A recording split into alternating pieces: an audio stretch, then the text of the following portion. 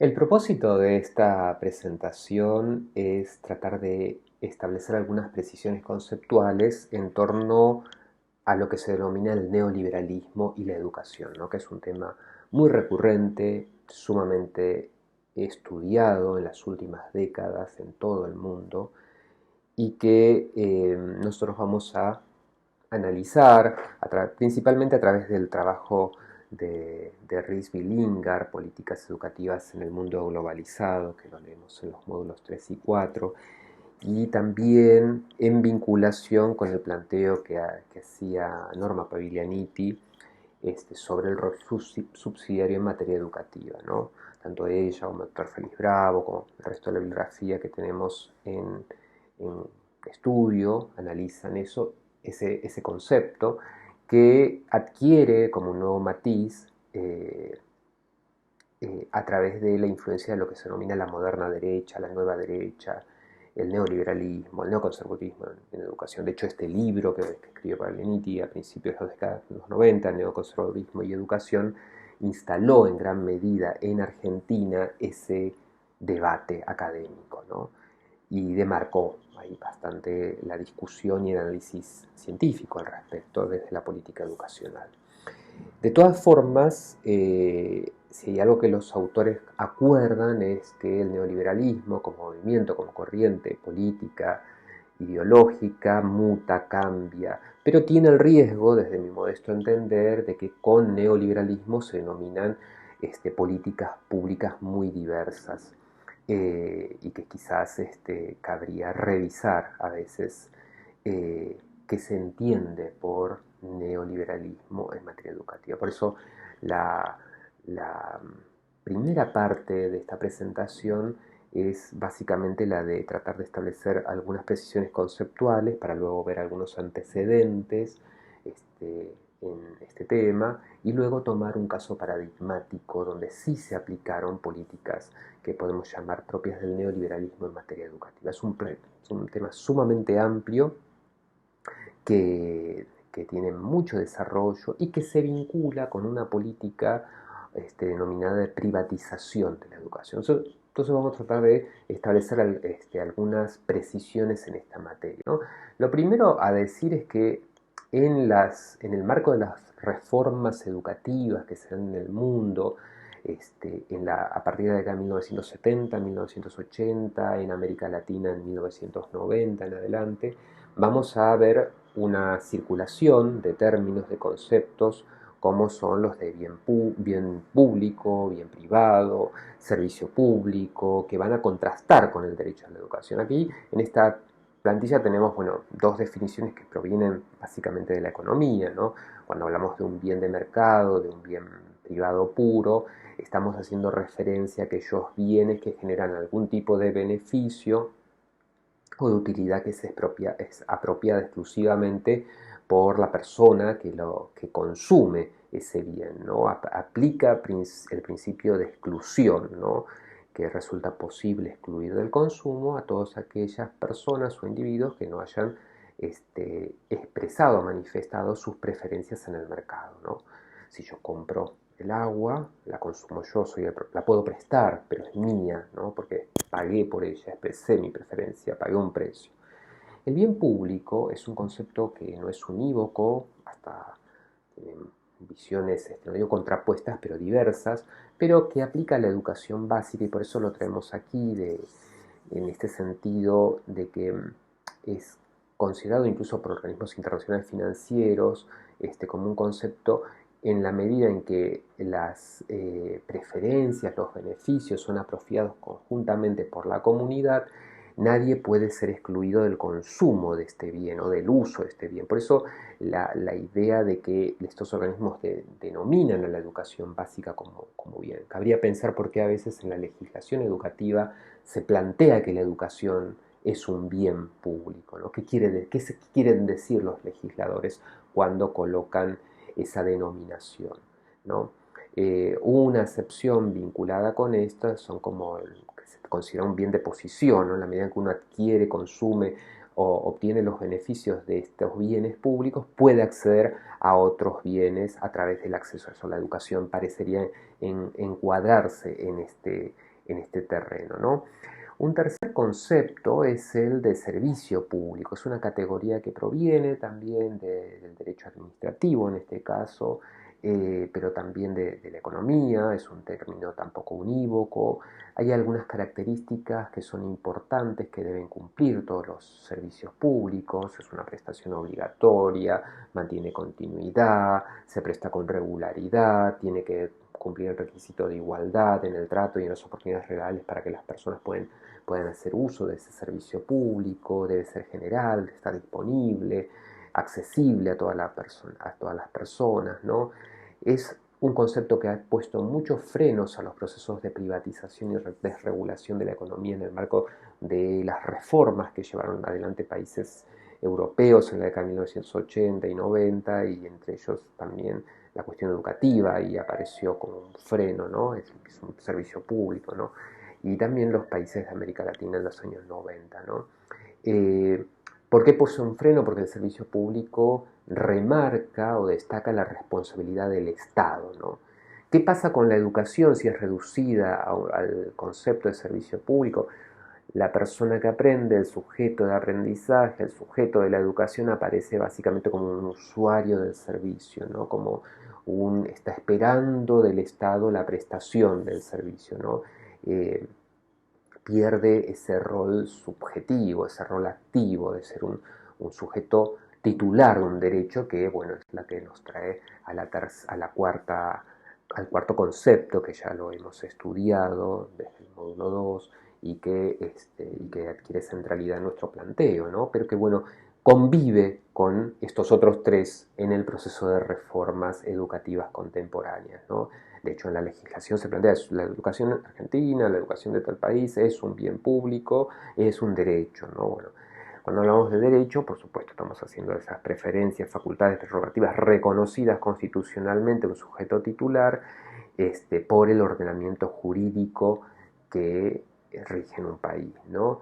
La educación, como hemos visto, es un derecho humano fundamental, ¿no? Porque el conocimiento, el acceso al saber, a la cultura constituyen herramientas sustantivas para el desarrollo humano, ¿no?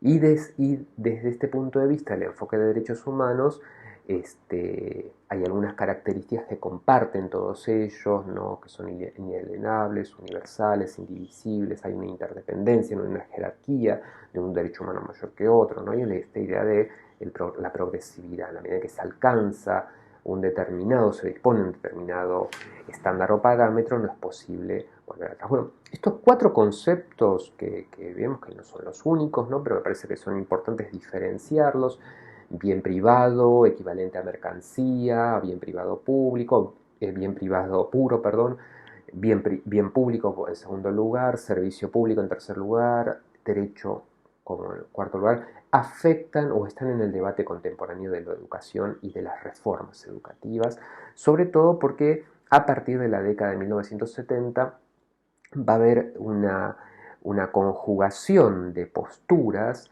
de lo que podemos denominar la nueva derecha, la moderna derecha, que van a cuestionar precisamente esto que estamos viendo en esta plantilla, la educación como un derecho, porque van a encuadrarse en una conceptualización y una recomposición cultural, política, social, económica, que dejará una impronta hasta la actualidad y que afectará a lo educativo, ¿no?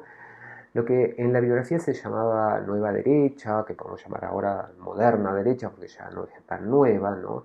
Vamos a ver, hay un trabajo antológico de Sarah Finkel, de los años 90, que aparece en la revista de Axel, la revista argentina de educación, se llama Crisis de acumulación y respuesta educativa de la nueva derecha. Ella toma una comparación de Belsey, que hace este cuadro, donde dice, bueno, en este nuevo contexto tenemos aquí una conjugación de posiciones propias del neoliberalismo económico y del neoconservadurismo político, que los vamos a encontrar en el contexto del gobierno de Margaret Thatcher en Gran Bretaña, en el contexto del gobierno de Ronald Reagan en los Estados Unidos, y que conjugan estas dos posturas que históricamente eran opuestas y antagónicas. Si nos remontamos, por ejemplo, al liberalismo clásico, ¿no?, que se oponía precisamente a las posturas del conservadurismo, en el contexto de la, de la Revolución Francesa, por ejemplo. Pero una forma de entender que me parece muy útil y valiosa hasta el día de hoy, qué es la nueva derecha, a qué llamamos dentro de esto neoliberalismo, qué efectos tiene en lo educativo, es a través de un planteo que hace Klaus Hofe en este libro antológico que se llama Contradicciones en el estado de bienestar. Es un libro de los años 80 donde él plantea en esta obra principalmente que mucho de lo que se puede comprender como nueva derecha tiene que ver principalmente con críticas que le hacen diferentes gobiernos al estado keynesiano de bienestar, ¿no? Aldo Isuani había hecho un trabajo en Argentina, una diferenciación entre estado bismarckiano de bienestar y estado keynesiano de bienestar para ubicar a este segundo en la década de 1930 y sobre todo en los modelos institucionales que aparecen a partir de la segunda posguerra. Pero eso, para comprender estas críticas, cabría decir mínimamente algunas cuestiones sobre por qué es keynesiano este estado de bienestar, ¿no? Y ahí nos tendríamos que remontar a la obra cumbre de John Keynes, aquí la tenemos, Teoría General de la Ocupación, el Interés y el Dinero, en 1933, donde dentro de la economía plantea un enfoque completamente disruptivo que sigue vigente, de hecho hay posturas neo-keynesianas, ¿no? Y donde aquí en la plantilla vemos algunas de las instituciones que estarían presentes en esta forma institucional que no existió en sentido estricto en los Estados Unidos, tampoco podemos decir que no existió en Gran Bretaña, en América Latina sin duda no, hubo otras nuevas formas de corporativismo, porque supone es un nuevo tipo de corporativismo, de acuerdo entre el Estado, el empresariado y el sector sindical laboral, entre el trabajo, el capital y el Estado, ¿no? Pero ahí podemos identificar cuatro instituciones, ¿no? El Estado interviene, es un Estado interventor en la economía, un Estado empresario, tiene empresas públicas, garantiza el pleno empleo o la seguridad, los seguros de desempleo y las políticas de bienestar que son previas, ¿no?, al keynesianismo y que tienen que ver con esta idea del Estado bismarckiano de bienestar, que es una forma de diferenciar este tipo de Estado en esta obra que reitero que es muy importante, ¿no? En este contexto es donde podemos ubicar el constitucionalismo social, la plena vigencia de derechos económicos, sociales, ¿no?, que aparecen en este contexto de este Estado. Ahora bien, esta forma de Estado, que no vamos a analizarla aquí, comienza a tener muchas críticas desde sectores de derecha, y aquí aparece Klaus Hofe con el libro que recién comentábamos. Él dice, bueno, a partir de la década del 70, en los Estados Unidos, en Gran Bretaña, pero en otros contextos también europeos, y también lo podemos ver en América Latina, más adelante, en la década del 80, va a haber tres tipos de críticas fundamentales al Estado keynesiano de bienestar que van a llevar a una nueva forma de concebir la esfera política y aquello que se denomina política pública y lo público, ¿no? ¿Qué van a decir los críticos? La intervención de la economía del estado de bienestar con sus políticas redistributivas, burocráticas, suponen una pérdida de las libertades individuales, hay una mala gestión, es burocrático, es monopólico, esto no contribuye a dar incentivo a la economía. Al no haber libertad económica, no existe ningún tipo de libertad, ¿no? Queda abierto, esto como dice una obra muy importante de uno de los teóricos, abierto al camino de la servidumbre, ¿no? Entonces, se destruye la libertad de los individuos, se reduce la persona a la condición de un infante tutelado, ¿no? Entonces el Estado está sobrepresente, omnipresente y restringe al meterse en el ámbito del mercado político y de la vida social todas las libertades individuales. Hay un desarrollo anormal del Estado, dicen los críticos del Estado keynesiano de bienestar. Esto es un peligro para la democracia porque hay una sobrecarga de demanda. Todos los grupos le piden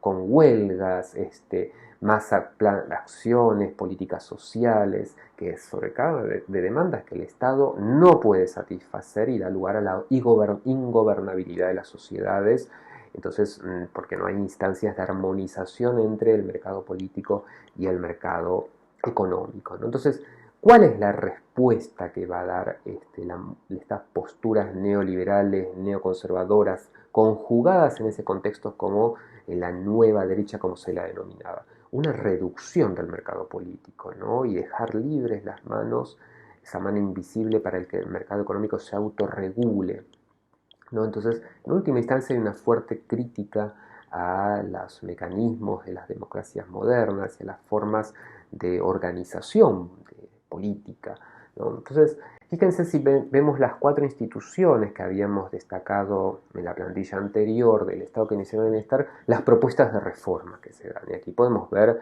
cómo todas estas formaron parte de programas de ajuste estructural que se han evidenciado en América Latina, no tan solo en los países europeos, ¿no? Y con distintas formas, ¿no? Vamos a ver cómo se desmantelan aquellas instituciones propias derivadas del keynesianismo, ¿no? Y se mantiene solamente las políticas de bienestar con diferentes también opciones, ¿no? Por ahí algunas posturas plantean un mínimo para aquellos que no puedan acceder al mercado, otras políticas que dejen un colchón, ¿no? Hay un fuerte debate en los años de las décadas 1980, 1990, de hasta dónde debería haber políticas de bienestar, aunque sea un mínimo, ¿no? Países como Chile llevaron adelante una política extrema en este sentido de recorte y de ajuste, pero lo hicieron en el contexto de una férrea dictadura militar, como fue la reforma ocurrida en la década de 1980 durante la dictadura de Augusto Pinochet, ¿no? Si vemos antecedentes intelectuales del neoliberalismo, podríamos destacar distintas fechas. Este es un recorte, reitero, no agota todo, sino solamente el propósito de esta presentación es ordenar las ideas y tratar de precisar un poco los conceptos. Acá vamos a distinguir dos intelectuales muy importantes, muy inteligentes de la moderna derecha, neoliberales ambos, lo cual no tiene inteligencia en absoluta, fueron personas muy inteligentes, brillantes en sus campos, economistas, pero con una postura de desmantelamiento del Estado, contrarias a Keynes, precisamente ellos le discutían ahí, Keynes murió antes que ellos, ¿no? Pero mucho antes, pero bueno, planteaban una fuerte crítica en los 40, en los años 50, y hasta que hacen pie en el debate académico y se tornan hegemónico a partir de las décadas del 1970, se reiteró en Gran Bretaña, en los Estados Unidos, y luego tiene una proyección global en lo que vamos a llamar la agenda neoliberal global, ¿no? Aquí tenemos como un punto de marcación ese coloquio de 1938, ¿no? Que se constituye, se lleva a cabo en París y se constituye en torno a la obra de Walter Lippmann. En 1947 uno de aquellos participantes en ese coloquio, von Hayek, precisamente a quien mencionaba, va a formar una sociedad en Francia que va a sentar las bases de un grupo de estudio de lo que vamos a llamar el neoliberalismo más contemporáneo. Milton Friedman, un también economista muy importante, va a ser uno de los grandes portavoces de estos grupos que va a focalizar su crítica a la educación, y ahí tenemos algunas de las vastas obras que ha escrito sobre las reformas en educativas y las propuestas, ¿no? En 1955 ella plantea la idea de un cheque escolar, el voucher, ¿no? La política de voucher, que planteaba darle dinero no al sistema, sino a las familias, a las instituciones, a las personas en particular, para que compren con libertad completa la educación más apropiada para su familia. Va a comenzar la gente a competir entre sí, las personas, para acceder a los fondos. Ya el Estado no financia al conjunto, dice él, no debería hacerlo al sistema en su conjunto, sino financiar a las personas y que las instituciones compitan por tener a las mejores estudiantes, obtener los vouchers, los cheques, y en igualdad de condiciones, escuelas públicas y escuelas privadas, ¿no? Generar una especie de cuasi mercado educativo, ¿no? Porque hay que favorecer las instituciones privadas, que eso va a redundar en una competencia por fondos, por buenos estudiantes, por buenos alumnos, y eso va a redundar en el beneficio del conjunto, ¿no? ¿Cuál es el rol del Estado? Acá recuperamos una de las categorías que usamos nosotros aquí en módulo 2, ¿no? Básicamente la de controlar el acceso a ese mercado educativo, ¿no? Ese cuasi mercado. Va a decir, bueno, ¿cuáles son las escuelas que están acreditadas? Las que pueden participar en esta búsqueda de cheques y a través de ellos atraer a las mejores estudiantes, las familias que tienen el cheque, los padres de los menores de edad y también a los mejores docentes, ¿no? Ahí vemos otro texto importante de 1973 sobre cómo hay que vender las escuelas como si fueran kioscos, ¿no? Porque es una fuerte crítica a la educación estadounidense por su ineficiencia, por su falta de, de, de buenos resultados, altos niveles de ineficacia en el uso de los recursos públicos, e incluso un año antes de morir, en el año 2005, en relación con la catástrofe que dejó el huracán Katrina en New Orleans, él va a plantear a través de esta publicación, La promesa de los vouchers, la forma de reconstruir el sistema educativo luego de esa catástrofe natural a través de vouchers, ¿no? De promover más vouchers y que es una oportunidad, dice, es una oportunidad para cancelar, desmantelar el sistema educativo estatal, ¿no? Si nosotros pensamos en todos estos planteos, vamos a ver que tampoco es una visión unívoca la moderna derecha, la nueva derecha. Acá Michael Appel hace una identificación, sobre todo en los Estados Unidos, de distintos defensores y posturas de lo que podemos agruparlos dentro de la derecha del neoliberalismo en educación, ¿no? Neoliberalismo y neoconservadurismo, ¿no? Pero esto que es la moderna derecha, la nueva derecha, ¿no? Ahí tienen, aquellos que apuestan al mercado, los neoconservadores más autoritarios y religiosos, aquellos que se vinculan con nuevos tipos de gestión de lo público, ¿no? Y algunos ejemplos ahí de las nuevas formas que ha adquirido el voucher en la actualidad, ¿no? Y todo esto dando lugar a que aparezcan ONG, think tanks, que promuevan, ahí hay una enumeración en los que incluso trabajó Milton Friedman en muchos de ellos, promuevan esta tríada de eliminación del rol público del Estado, del rol del Estado en educación, como podríamos decir en términos de nuestra asignatura, la absoluta libertad de las empresas y gasto social mínimo, ¿no? Prácticamente nulo. Todos estos, nos dice Chomsky, tienen estas posiciones como el planteo, la apuesta a un ataque generalizado a lo público, al rol del Estado en la cosa pública, no tan solo en lo educativo, y a gestionar a la educación como si con criterios mercantilistas propios del Estado, lo cual tuvo una expansión global a través de la nueva gestión pública, ¿no? Este paradigma que comienza a florecer a partir de la década de 1980, de 1990, donde se van a comenzar a abandonar todas aquellas tecnologías burocráticas de gobierno, se las va a comenzar a criticar, mejor dicho, porque son ineficaces, son burocráticas, son ineficientes, son ineficaces. Cabría racionalizar más el uso de los fondos públicos, ¿no? Mediante nuevas tecnologías de gerenciamiento, de performatividad. ¿Qué serían estas que están enumeradas en esta plantilla, ¿no? Que son aquellas que van a favorecer un concepto que van a ver en la bibliografía de gobernanza escolar, ¿no? Ese tipo que estaría como en el plano del gobierno en los ámbitos de los distritos escolares. Esto todavía no se ve en países como Argentina, pero sí en países como, ahora vamos a ver el caso paradigmático de Gran Bretaña, ¿no? Y también en los Estados Unidos, donde se trata de dotar a los organismos de gestión de distrito escolar de una función más orientada a la rendición de cuentas de las instituciones, los docentes, codificando prácticas, revisando precisamente lo que hacen y dejan de hacer los docentes a través de la estandarización de mecanismos de evaluación periódica. Por eso, directivos, consejeros escolares dentro de los equipos directivos y docentes están como inmersos en una continua cultura permanente de rendición de cuentas. La bibliografía habla en esta traducción al español de performatividad, lo pongo tal como está en la bibliografía, ¿no? Y donde se le va a dar lugar también a un desplazamiento de lo público, ¿no? Hacia otros agentes que van a comenzar a tener injerencia en los órganos de gobierno.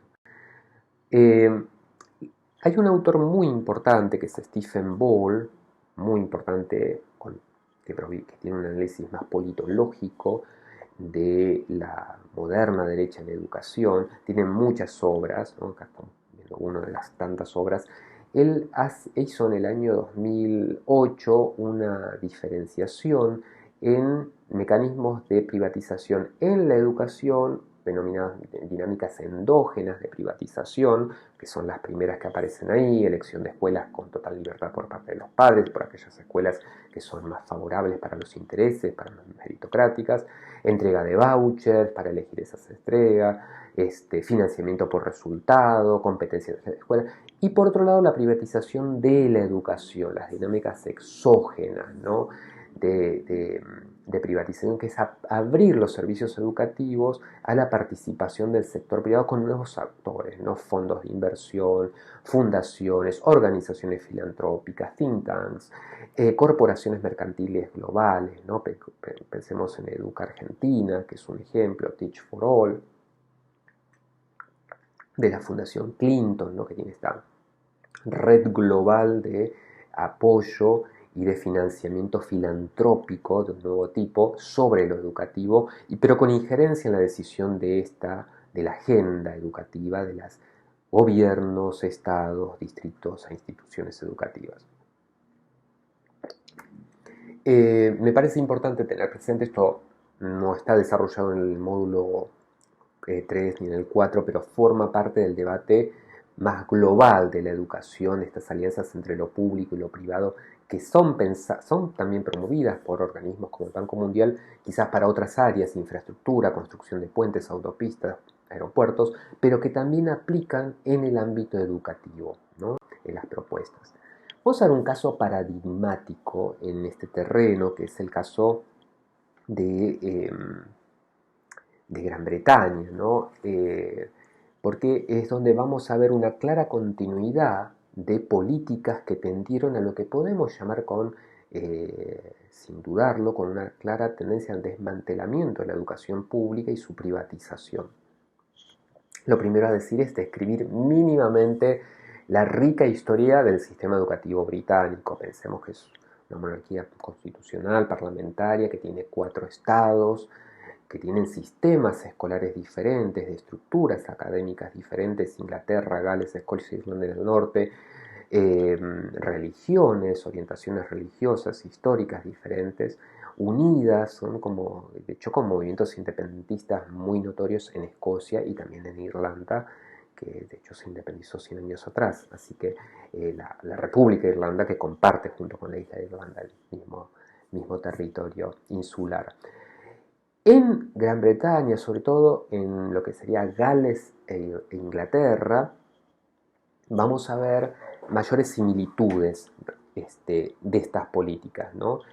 Pero podríamos decir que históricamente el sistema británico, el sistema educativo británico, es un sistema ampliamente descentralizado. No hay un rol del Estado, un Estado docente, sino que ha sido desde la base social, como una actividad muy comunitaria, la organización de la escolarización. De hecho, Gran Bretaña, en la historia de la escolarización de los sistemas escolares del siglo XIX, va a la saga de los países nórdicos, a la saga de Alemania, a la saga de Francia, a la saga de los Estados Unidos, ¿no? Es hacia 1944 que recién se va a aprobar una ley de educación, y en la que podemos identificar un ámbito de gobierno muy importante por este desarrollo histórico, que son las autoridades educativas locales, la diríamos en español LEA, ¿no? Que han tenido un amplio gobierno sobre las escuelas británicas de nivel inicial, primario, secundario, ¿no? Las han financiado, han designado a los miembros consejeros dentro de los equipos directivos de las escuelas, ¿no? Después tenemos, bueno, podemos distinguir ahí dentro de esas escuelas los consejos escolares, ¿no? Donde en los distritos o en las áreas de condados rurales, donde tenemos algunos miembros consejeros elegidos por las familias, por los padres y docentes, y otros designados por las autoridades educativas locales. Y dentro de de las instituciones escolares tenemos estos consejos de gobierno, equipos directivos, consejo directivo, ahí puse distintas opciones para traducir. Y en el caso lo que tenemos que es como que diferenciar la autoridad educativa local, los ámbitos de gobierno distrital y los equipos colegiados de gobierno de la institución educativa. Las escuelas tradicionales han sido siempre reguladas con un sentido muy democrático por estas autoridades educativas locales. Esto va a cambiar a partir de la década de 1980, cuando el Estado central comienza una política de centralización. Hay un cuadrito más adelante que lo vamos a ver, donde comienza a restringirles potestades y facultades de gobierno. Y posteriormente van a aparecer nuevos tipos de escuelas, las Academy School, que van a tener mayor flexibilidad, van a estar por fuera de la autoridad educativa local, van a acceder a fondos y sobre todo lo que tenemos acá marcado en la plantilla, el director o el equipo directivo, depende del contrato que tenga cada una de estas instituciones, va a tener mayor flexibilidad para impartir el plan de estudios, o sea, las definiciones curriculares, va a poder seleccionar docentes, va a poder establecer las condiciones laborales, entre ellas un salario diferenciado, todo en relación con el rendimiento que tengan los estudiantes de esa institución, ¿no? Se trata, en última instancia, como ven, de facilitar lo que hay otro autor británico muy conocido, Whitty, plantea un cuasi mercado educativo, ¿no? Donde las instituciones se van a regir por una fuerte competencia entre ellas para acceder a los fondos públicos, para tener los mejores estudiantes y los mejores docentes. Y si el docente no tiene buenos resultados en su curso con su estudiante, puede ser despedido. Esto lo vemos en Estados Unidos también, de diferente manera, porque la organización institucional del sistema educativo estadounidense es muy distinta a la británica. No hay una autoridad educativa central, como la vamos a ver acá desde el thatcherismo, que hay una mayor centralización en el control, pero sí vamos a ver este tipo de fortalecimiento de las instancias institucionales, de los cuerpos directivos de cada institución escolar, de nivel primario, inicial, secundario, ¿no?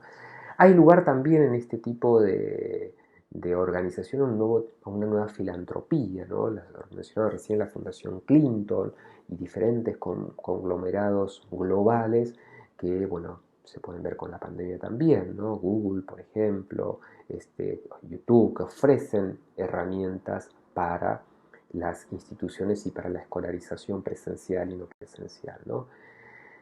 En el caso británico, también, reitero, esta es una conceptualización, no es excluyente de otras. Podemos distinguir, un poco siguiendo lo que plantea Offe, lo que plantea eh, Stephen Ball, dos momentos, ¿no? Uno propio de la década de 1900, de la asunción de Margaret Thatcher al poder en 1979 y toda la década del 80, ¿no? Donde vamos a ver una serie de políticas y acciones. Ella va a tener un vínculo muy estrecho con von Hayek, va a fundar un centro. De hecho, antes de ser primera ministra, ella fue secretaria de Educación en un gobierno conservador a principios de la década de 1970 y tomó una medida por la que era recordada ya como secretaria de Educación, que fue quitar la taza de leche. En las escuelas británicas históricamente se daba una taza de leche a todos los estudiantes.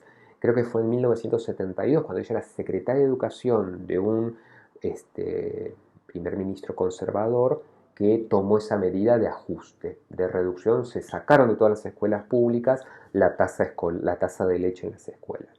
Luego ella asume en el 79 como primera ministra y va a llevar una política muy agresiva de desmantelamiento de lo público en todos los ámbitos de la economía y la sociedad, y donde lo educativo va a adquirir centralidad en su agenda política, ¿no?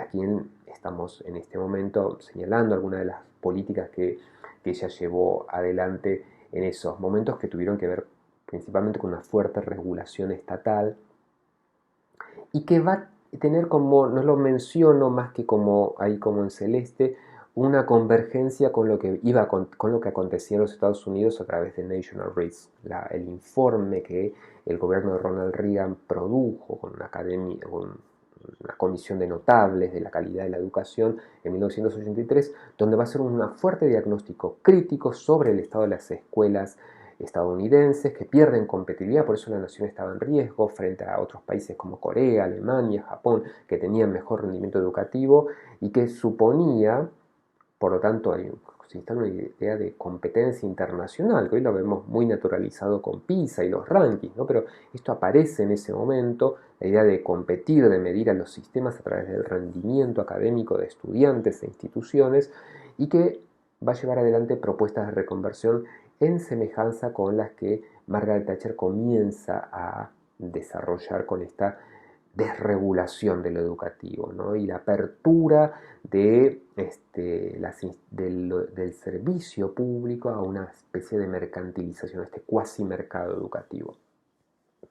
Hay un segundo momento que también acá tenemos semejanzas entre los gobiernos de, fíjense, laboristas de Gran Bretaña con Tony Blair y demócratas en Estados Unidos con Bill Clinton, que da cuenta de esto que Offe nos decía años antes.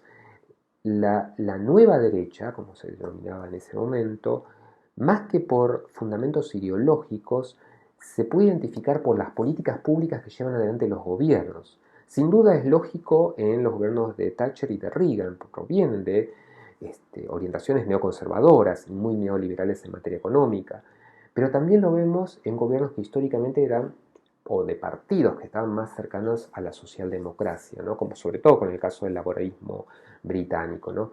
Que adoptan estas posturas y las profundizan a las políticas, en el caso del gobierno de Tony Blair, que habían sido instrumentadas por los gobiernos de Margaret Thatcher hasta 1991, que ya gobernó, y John Major, que gobernó desde 1991, que era conservador, el que sucedió a Margaret Thatcher, hasta el cambio de gobierno, el cambio de partido en 1997, ¿no? Y es en este segundo momento donde vamos a ver la generalización global a la que hacen clara referencia Rizvi Lingard en lo que leemos nosotros, con esta agenda educativa global, donde diferentes organismos internacionales, ahí están mencionados algunos de ellos, pero podemos incluir a varios otros, plantean, digamos, los mismos tipos de propuestas de reconversión de los sistemas de educación pública con estas orientaciones orientadas a su mercantilización para reducir costos, ¿no? Hay una crítica muy notoria que hace por Pierre Bourdieu en 1990, en esta publicación de 1998, publicado en 1998, perdón, donde junto con otros, Chomsky y demás, plantean, identifican a estas críticas como un fuerte desmantelamiento de todo lo que es lo colectivo, ¿no? El mercado puro frente al sindicato, frente a las asociaciones comunitarias, frente al Estado, ¿no? Es un desmantelamiento de todos los vínculos cooperativos y de la exacerbación del individualismo. La plantilla plantea acá las distintas políticas que se llevaron adelante, que mencioné. Acá tenemos los distintos gobiernos de Gran Bretaña, que lo tomamos como un caso paradigmático donde claramente podemos hablar de un neoliberalismo en materia educativa, y un punto de marcación que es el año 2010, ¿no? Podemos mencionar las políticas de John Major, el que gobierna a partir de 1991, la creación ahí de la oficina por los estándares en educación, como una estrategia denominada de gobierno a la distancia de lo educativo, es decir, dar mucha libertad a los centros, a las escuelas, darles autonomía, pero monitorizar, ¿no? Hacer un control a través de una evaluación periódica externa, vía rendición de cuentas, control de resultados, cantidades de graduados, exámenes estandarizados y definidos no por los docentes, no por la institución, sino por la autoridad central en esta oficina, cuya sigla sería Ofsted, entiendo yo. Y desmantelar el poder de las autoridades educativas locales, esta sigla que era LEA en español, ¿no? Para dar más incentivos a los centros, para que ellos puedan competir por fuera del control histórico, burocrático ciertamente, de administración escolar que tenían las autoridades, que constituían un ámbito mucho más democrático de gobierno. Cuando ganó las elecciones Tony Blair, el Partido Laborista, mejor dicho, y se designa Tony Blair primer ministro, no hubo un retroceso en estas políticas, sino una adopción. Por eso hablan de neolaborismo, la tercera vía, como planteaba Anthony Giddens por aquellos años, ¿no? Una resignificación de lo cooperativo, las banderas históricas de este partido eran dejadas de lado y se adoptaban políticas de mercado para justificar el status quo del momento, para no hacer un corte. De hecho, hay una profundización en estas tendencias y en esta crítica que las escuelas fallan, ¿no? La idea del fracaso escolar está muy instalada por esta oficina que mencionamos recién para los estándares de la educación, y se cree con mucha convicción desde los laboristas que la gestión y el financiamiento privado podían a su vez beneficiar los servicios públicos, que eran todos públicos, ¿no? La idea de que todo es público, más allá de que algunas sean del Estado y otras sean de empresas privadas, ¿no? Porque esto daría lugar a una mayor competencia por recursos y a un esfuerzo institucional de docentes y la comunidad de padres y estudiantes para tener mejores resultados y obtener más recursos, ¿no? Esta competencia exacerbada en función de los resultados. Los gobiernos posteriores, el de laborista, Gordon Brown, que sucede a Tony Blair, o los liberales, esta coalición liberal conservadora, de Clegg y de Cameron, continúan con estas propuestas, la creación de nuevos tipos de establecimientos como las Academy Schools acontece se exacerba a partir del año 2010, y podemos ver muchas declaraciones, incluso de David Cameron, ¿no? Donde él planteaba la importancia que tiene las free school, ¿no? Liberar las escuelas de estos controles para favorecer su desarrollo y beneficiar al conjunto de este mercado, ¿no?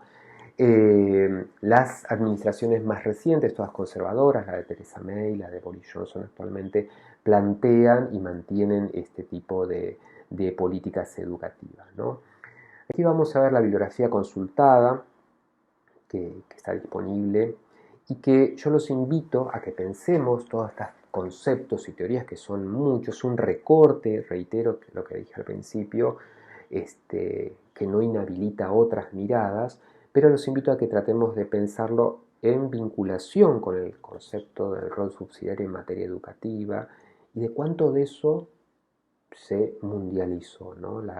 Muchas de las cuestiones que aquí, bueno, porque el derecho a la educación tiene un fuerte reconocimiento constitucional en países como de América Latina, en Argentina en particular, hacen imposible quizás que algunas de estas políticas se lleven a cabo, pero mucho de esto, de este discurso, está presente en lo educativo. La evaluación periódica, los rankings, ¿no? La búsqueda de becas meritocráticas, la búsqueda de programas y proyectos federales, ¿no? Financiados de las provincias compiten, ¿no? Hay toda una lógica que se ha instalado y que refleja esta fuerte orientación global sobre una nueva forma de reconceptualizar la educación, no necesariamente como un derecho humano fundamental.